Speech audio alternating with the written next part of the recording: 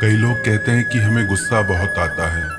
बहुत सोचते हैं कि गुस्सा न करें, पर हर बार फेल हो जाते हैं। कस्में भी खाते हैं कि अब कभी गुस्सा नहीं करेंगे, पर फिर भी बहुत गुस्सा आता है।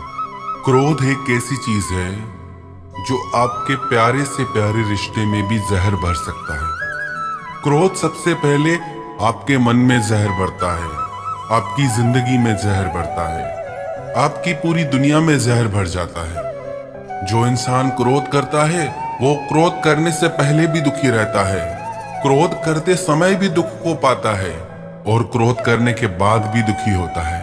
कभी विचार करके देखना, क्या आपको क्रोध करने से कभी खुशी मिली, सुख मिला? क्या आप किसी इंसान को अलाउ करेंगे अपने ऊपर गुस्सा करना, क्रोध करना, कि हमें जो चाहे बोल दे और जैसे चाहे बोल दे? कोई भी व्यक्ति किसी का भी क्रोध पसंद नहीं कर सकता, तो हमारे क्रोध को कोई क्यों स्वीकार करेगा, क्यों पसंद करेगा? एक व्यक्ति एक गुरुजी के पास गया और गुरुजी को जाके बोला, गुरुजी मुझे बहुत क्रोध आता है और उस क्रोध की वजह से मेरे घर में सब मुझसे खफा रहते हैं और उस क्रोध की वजह से मुझे भी ग्लानि और पश्चाताप रहता है। मैं लोगों से नजरें नहीं मिला पाता, ऐसे ऐसे शब्द क्रोध में कह जाता हूँ कि जिनको बाद में लौटाया नहीं जा सकता। याद रखना आप भी एक बात, जो भी शब्द आप क्रोध में आके कह जाते हैं, हो सकता है कि आपको उनकी माफी मिल जाए, पर लोग उन शब्दों को भूलते नहीं। तो याद रखना, जो भी आप क्रोध में शब्द कहेंगे, उन शब्दों का सामना आपको भी जिंदगी भर करना पड़ेगा। तो उसने गुरुजी से कहा कि मैं परेशान हो गया हूँ, बहुत कोशिश करता हूँ, पर गुस्से की आदत छूटती ही नहीं। गुरुजी ने कहा, एक काम करो, जब भी तुम्हें गुस्सा आए ना, तो बस एक बात याद रखना कि गुस्सा मैं करूंगा, पर कल, आज नहीं करूंगा। जब भी गुस्सा आए, बस इतना संयम मन में रखना कि गुस्सा मैं करूंगा, पर आज नहीं, कल। उसने बोला, गुरुजी इससे थोड़ी गुस्सा शांत हो जाएगा, दूसरे दिन भी तो गुस्सा करूंगा ना। गुरुजी ने कहा, तुम ये करके तो देखो। वो घर गया, उसे किसी बात पे गुस्सा आया, पर उसे गुरुजी की बात याद आई, गुस्सा तो मैं करूंगा, पर आज नहीं, कल। कल तो दूर की बात है, थोड़ी देरी बाद ही उसका गुस्सा शांत हुआ। याद रखना एक बात, गुस्सा एक धुएं की तरह है, एक बादल की तरह है, जो थोड़ी देर रह के फिर आगे चला जाता है। बस वो थोड़ी देर हमको संयम साधना है, बस वो थोड़ी देर हमको कंट्रोल करना है।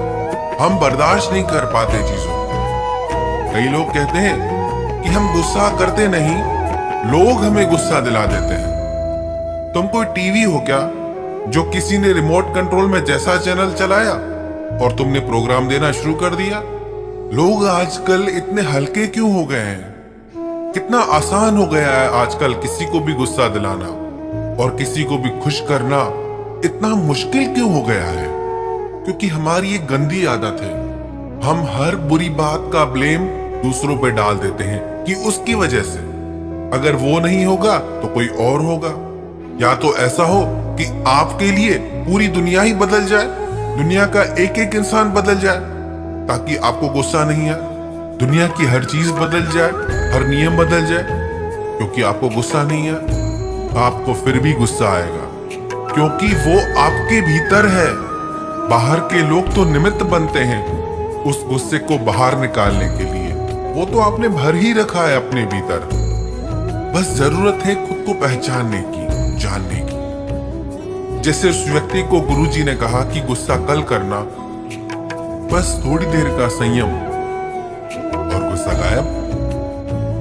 कई लोग कहते हैं कि गुस्से को कंट्रोल नहीं किया जा सकता। गुस्सा कोई रोकने वाली चीज थोड़ी है, जब आता है तो आ जाता है, फिर नहीं दिखाई देता कौन छोटा कौन बड़ा, आपको सब दिखाई देता है। आप उसी पे ही गुस्सा करते हो जो आपसे कमजोर हो, जो आपसे छोटा हो। अपने बॉस के ऊपर गुस्सा करके दिखाओ, किसी पहलवान के ऊपर गुस्सा करके दिखाओ। जो आपसे शक्ति में ज्यादा हो, बल में ज्यादा हो, उस पे गुस्सा करो। गुस्सा हम कमजोर पे ही करते हैं। जो व्यक्ति हमसे बल में बड़ा है, पद में बड़ा है, शक्ति में बड़ा है, वो चाहे कैसा भी गलत चले हमारे साथ, वहां गुस्सा नहीं आता हमें, क्योंकि पता है कि यहां हमें नुकसान हो जाएगा। इसका मतलब गुस्सा भी हम चॉइस से करते हैं कि किस पे करना है, किस पे नहीं करना है। तो याद रखें एक बात कि गुस्सा आपकी चॉइस है। आप चाहें तो गुस्सा करें और आप चाहें तो उस गुस्से को रोक सकते हैं। पर जो हमसे शक्ति में बड़ा है, उसके सामने हम गुस्सा कर नहीं पाते, और जो हमसे कमजोर है उससे अपनी शक्ति दिखाते हैं। कुछ बातें तो हमने ऐसी भी सुनी है कि गुस्से में आके कई लोग हिंसा भी करते हैं। कई पति लोग अपनी पत्नियों पे हाथ उठाते हैं। कितनी गलत बात है। जो व्यक्ति अपने ही परिवार के सदस्यों पे हिंसा करे, उससे मनुष्य कैसे कहा जाएगा। हमारी एक प्रार्थना सभी माताओं बहनों से है, आप भी अपने जीवन में हिंसा का विरोध कीजिए। चुप करके मत सहिए। जब आपके साथ पहली बार ऐसा हो तभी रोक दीजिए, इससे आदत मत बनने दीजिए। अपनी शक्ति आप खुद बनिए। ऐसी बहुत बातें सुनते हैं, बहुत माताओं बहनों पे अत्याचार भी होता है। इस इंतजार में मत बैठे रहिए कि कोई आएगा आपकी रक्षा के लिए। सबसे पहले आप खुद की रक्षा खुद करना सीखिए। पहली बार में ही विरोध कीजिए, रोकिए कि नहीं, ये चीज हम नहीं सहेंगे, हम हिंसा नहीं सह सकते। कुछ तो ऐसे भी किस्से सुने हैं, इतना दर्द है उनमें जिन्हें बयां भी नहीं किया जा सकता। कैसे लोग इतने निर्दयी हो सकते हैं। तो आप इस चीज का विरोध कीजिए, इसे सही मत। क्रोध एक ऐसी अग्नि है जो सिर्फ क्रोध करने वाले को नहीं, उसकी पूरी दुनिया को जला डालती है, उसके पूरे परिवार को जला डालती है। क्रोधी इंसान के साथ रहना साक्षात नरक में रहने के समान है। एक घर में एक सास अपनी बहू पे बहुत क्रोध करती थी, बहुत गुस्सा करती थी। बहू बेचारी चुप करके सब सहती थी, पर वो बहुत परेशान और दुखी रहने लगी। सोचने लगी, आखिर कब तक सहूंगी मैं, कब इन बातों का अंत होगा। एक दिन उसके शहर में एक महात्मा आए। उसने महात्मा को सारी बात बताई। महात्मा ने कहा कि जब तुम्हारी सास तुम पे गुस्सा करे ना, तो तुम उसकी वो आवाज रिकॉर्ड कर लेना, और जब भी वो दूसरी बार गुस्सा करने लगे, क्रोध करने लगे, तो उसकी वो रिकॉर्डिंग उसके सामने चला देना। वो बोली ठीक है। उसने वैसा ही किया। उसकी सास ने जैसे ही गुस्सा किया, उसने सारी रिकॉर्डिंग कर ली। दूसरी बार जैसे ही उसकी सास गुस्सा करने लगी, उसने वो रिकॉर्डिंग चला दी। उस आवाज को सुनकर उसकी सास को बहुत अजीब लगा। उसने अपनी बहू से पूछा, ये कौन है? इतनी गंदी आवाज, इतने गंदे गंदे शब्द कौन बोल रहा है? किसकी आवाज है? इतने गंदे शब्द हैं, मेरे कानों में चुभ रहे हैं। कौन है ये? मुझे क्यों सुना रही है ये? उसकी बहू ने बोला कि ये आपकी आवाज है, और ये सारे शब्द भी आपके हैं। जब उसकी सास ने वो पूरी रिकॉर्डिंग सुनी, उससे बड़ा अफसोस हुआ कि इतनी गंदी आवाज, इतने बुरे शब्द मेरे मुंह से निकलते हैं। उस दिन उसे अपनी गलती का एहसास हुआ। रिश्ता चाहे कोई भी हो, सास बहू का, पति पत्नी का, पर जहां क्रोध आ जाता है वहां खटास आ जाती है, वहां लोग खुश नहीं रह पाते। कई लोग कहते हैं फिर तो हम किसी को कुछ कहें ही नहीं, जिसको जैसे मर्जी करने दे, बच्चों को भी कहना छोड़ दे। नहीं, परमात्मा ने आपको विवेक दिया है। बातों को समझे कि कौन सी बात किस विषय में की जा रही है। ये बात खास करके उन लोगों के लिए है जिनके जीवन में क्रोध की वजह से जहर भर गया है। यदि आपके बच्चे गलत रास्ते पे जाते हैं तो आपका फर्ज है उन्हें समझाना।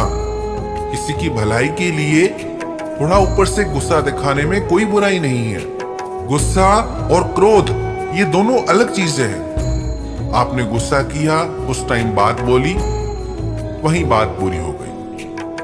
क्रोध एक ऐसी अग्नि है, आप पहले भी जलते हैं, क्रोध करते टाइम भी जलते हैं और बाद में भी जलते रहते हैं।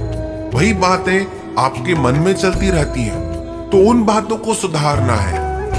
यदि आपको अपने लिए, अपने परिवार की भलाई के लिए कभी थोड़ा बहुत गुस्सा करना पड़ा, बोलना पड़ा, तो कोई बात नहीं, बात बोल दी, बात खत्म। पर उन बातों को दिल में बिठा के मत रखिए, उसको क्रोध की अग्नि मत बनाइए। बातें बोल के आगे बढ़ जाइए।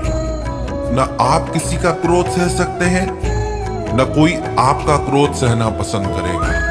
तो क्यों आपने इस जहर को अपनी जिंदगी में पाल रखा है? और जितना इस बीमारी को पालेंगे, ये उतना बढ़ती जाएगी। फिर आप खुद का भी दिल दुखाएंगे, अपने परिवार वालों का भी दिल दुखाएंगे, खुद की नजरों से भी गिर जाएंगे और सबकी नजरों से भी गिर जाएंगे। तो छोड़िए इस बीमारी को। जब भी गुस्सा आए ना, तो याद रखना ये बात कि आज नहीं, कल करेंगे। बस वो थोड़ी देर का संयम आपके मन से उस क्रोध की अग्नि को शांत कर देगा। थोड़ा तो संयम रखना सीखिए, थोड़ा तो अपने जीवन को संवारना सीखिए।